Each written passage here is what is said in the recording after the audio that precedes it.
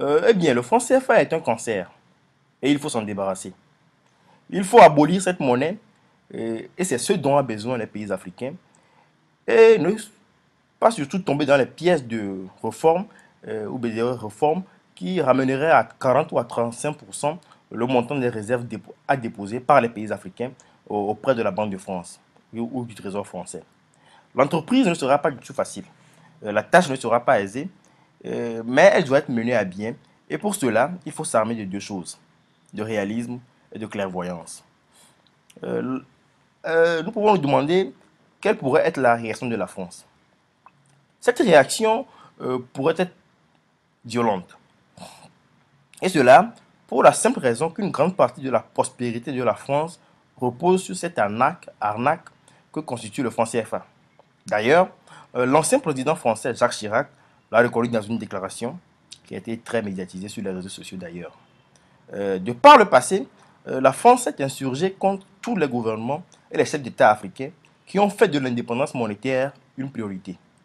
Le franc togolais n'a jamais vu le jour, puisque son promoteur, le premier président du Togo, Sylvanus Olympio, a été assassiné par des demi-soldes revenus d'Indochine quelques jours avant la mise en circulation de cette monnaie. Un peu plus au nord, le Mali de Modibo Keïta parvient à sortir du franc CFA, mais l'aventure du franc malien, qui fut très mal géré, tourna court et une forte inflation ainsi qu'une situation économique périlleuse ramena le Mali dans le giron du franc français. Quant à la Guinée de Sékou Touré, elle ne put garder son indépendance que grâce au fort caractère et à l'entêtement de son chef d'État.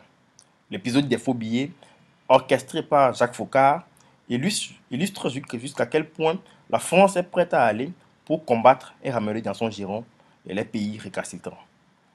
Même si le monde semble avoir changé, il serait erroné de penser que la mentalité de l'élite française au sujet du franc CFA a évolué. Sans les intérêts énormes que tire la France de cette arnaque, il est fort à craindre que l'Hexagone ne devienne rapidement un pays pauvre européen, euh, à l'image du Portugal, de la Grèce ou de l'Espagne. Toutefois, le contexte global a changé. Aujourd'hui, le monde est une sorte de village planétaire sur fond de globalisation sauvage, il faut le dire. Et la réaction de la France, donc, tout en étant tout aussi perverse, peut prendre des formes plus insidieuses, c'est-à-dire plus discrètes. Quels sont alors les scénarios possibles à la suite d'une sortie du franc CFA? Si les pays africains arrivaient à sortir du franc CFA, quelles seraient les alternatives? Quelle monnaie utiliseront-ils? Et comment organiseront-ils le fonctionnement de cette monnaie? Est-il sûr que leur économie se porterait mieux? Nous le répétons, encore une fois, le franc CFA est un cancer dont il faut se débarrasser. Aucune réforme ne doit être envisagée. Après la sortie du franc CFA, nous pouvons envisager deux hypothèses, deux scénarios principaux. Le premier scénario correspond à l'hypothèse dans laquelle chaque pays créerait sa propre monnaie à la suite d'une sortie du franc CFA. Ce scénario peut être aussi appelé le scénario à éviter, ou le scénario non souhaitable, ou le scénario catastrophe. Malheureusement, dans l'état actuel des choses, il s'agit là du scénario le plus probable. Probable. Et il s'agirait alors, c'est ce qu'il faut craindre, d'une fausse libération économique, car ce scénario serait l'ultime parade de la France pour continuer par garder, d'une façon encore plus insidieuse, le contrôle de l'économie africaine. Projetons-nous un peu dans ce scénario pour mieux comprendre de quoi il s'agit. Les pays africains réclament la sortie du franc CFA, ce qui se fait déjà. Et la France dit qu'il n'y a aucun problème pour cela et elle entame des négociations et des pourparlers avec des économistes délégués par chacun de ces États dans le but de parvenir à un accord et à un plan de sortie du franc CFA. La sortie du franc CFA donc se fait ensuite selon un calendrier progressif, c'est-à-dire que d'abord le Bénin quitte le franc CFA, puis 2 mois après c'est le tour du Burkina, puis ensuite le tour du Togo, 2 semaines après. Euh, Ce qui est, c'est que cette sortie progressive empêchera les pays de créer une monnaie unique. Et c'est là ce qui est dramatique et très dangereux. La France n'aurait ensuite aucun mal à prendre le contrôle des banques centrales qui seront créées dans chacun de ces pays. On verra apparaître un franc togolais, un franc burkinabé, le franc béninois, Mais ce sont des monnaies qui, dans la pratique, seraient contrôlées par des intérêts occultes et peut-être plus hostiles que ceux qui contrôlent actuellement le franc CFA. Même s'il arrivait que certains pays parvenaient à créer entre eux des monnaies communes, cette monnaie volerait rapidement en éclats du fait d'un manque de politique économique commune entre ces États. Il faut mesurer l'ampleur de la catastrophe qu'induit ce scénario. Il s'agirait alors d'une situation dans laquelle toute la lutte et tous les efforts consentis et déployés dans le but de sortir du franc CFA se révéleront vains. 50 ans auparavant, la France a démantelé les grands ensembles que constituaient l'Afrique occidentale française et l'Afrique équatoriale française en octroyant aux différents territoires l'indépendance de façon séparée, malgré la protestation des panafricains.